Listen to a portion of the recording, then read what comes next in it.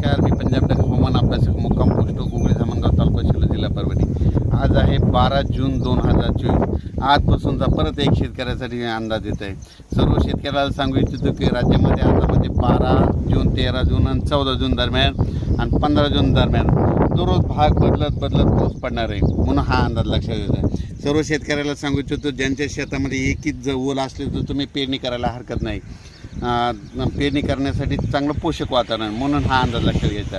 आणि परत एक शेतकऱ्याला सांगतो की म्हणजे आता सध्या खंड वगैरे काही नाही, उगं घाबरू नका। काय होणार आहे, राज्यात पाऊस पडणार आहे 20-22 जूनपर्यंत पाऊस पडणार आहे।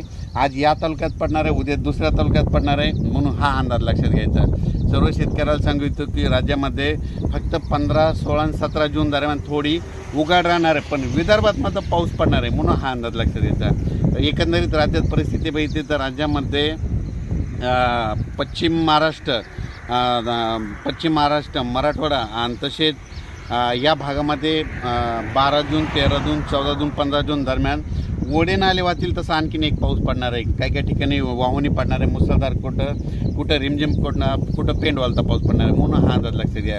विदर्भातल्या सर्व शेतकऱ्यांसाठी आनंदाची बातमी, विदर्भामध्ये आज म्हणजे 12 जूनपासून आज विदर्भामध्ये बऱ्याच ठिकाणी पावसाला सुरुवात होणार आहे आणि त्याच्यानंतर विदर्भामध्ये देखील पाऊस वाढत जाणार आहे आणि विदर्भाची शेतकऱ्याची पेरणी देखील ह्या 20 तारखेपर्यंत सुरू होणार आहे, म्हणून ही विदर्भात शेतकऱ्याची आनंदाची बातमी।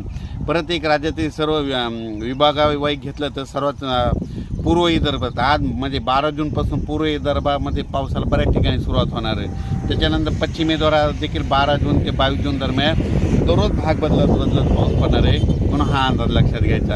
आणि त्याच्यानंतर मराठवाड्यात देखील सर्व शेतकऱ्याला सांगू इच्छितो की म्हणजे 12, 13, 14 जूनपर्यंत दररोज वेगवेगळ्या भागात पाऊस पडणार आहे आणि एकच ओल असले तर पेरणी करायला हरकत नाही, म्हणून हा अंदाज लक्षात घ्यायचा।